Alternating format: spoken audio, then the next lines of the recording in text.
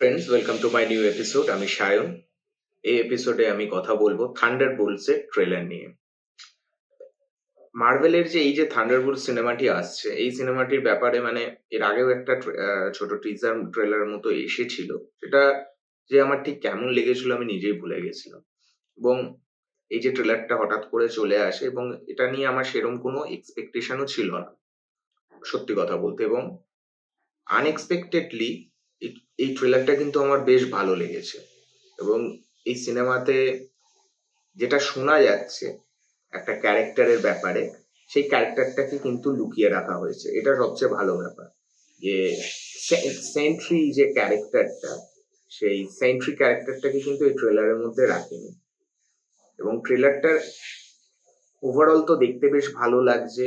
আহ, সেখানে ক্যারেক্টারগুলোর মধ্যে যে কমেডি বা ইমোশন, সেগুলো বেশ ভালোভাবে দেখা যাচ্ছে। এবং ট্রেলারটা যখন শেষে, যখন ওই ব্যাকগ্রাউন্ডে যখন ওই গানটা বাজে, তার সাথে সাথে যখন ট্রেলারটা চলে না, খুব ভালো লাগে ট্রেলারটা।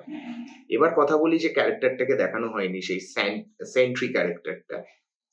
সেন্ট্রি কিন্তু মার্ভেল কমিক্সের one of the most strongest ক্যারেক্টারদের মধ্যে একটা।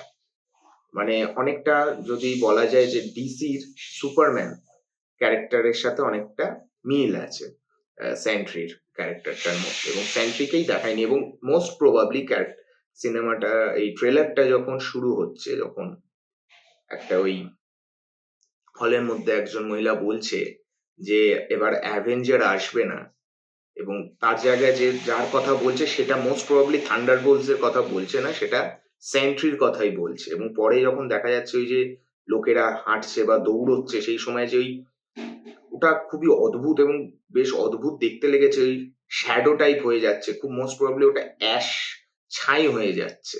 ওটা কিন্তু সেন্ট্রি করছে। সেন্ট্রি একটা ওই একটা ব্যাপার আছে যেটা ওরকম ভেপার টাইপ করে দেয়। এটা একটু ওটা একটু কনফিউজিং যে ওখানটায় কি হচ্ছে বোঝা যাচ্ছে না, যে মানুষগুলোর সাথে কি হচ্ছে। সেটা দেখতে বেশ ভালো লেগেছে। এবং একটা সময় পরে দেখা যায় যে পুরো আকাশটা ওরকম পুরো ডার্ক হয়ে যাচ্ছে। তো সেটাও বেশ ভাল লেগেছে। সেটাও সেন্ট্রি যে ওরম ভাবে আসছে সেটাও বোঝা যাচ্ছে। তো ওভারঅল আমার ট্রেলারটা বেশ ভালো লেগেছে, যেটা আমার এক্সপেক্ট অতটা আমি করিনি, কিন্তু বেশ ভালো লেগেছে। দেখা যাক ওভারঅল সিনেমাটা যখন আসবে সেটা কেমন হয়। তো এই ছিল আমার রিয়াকশন।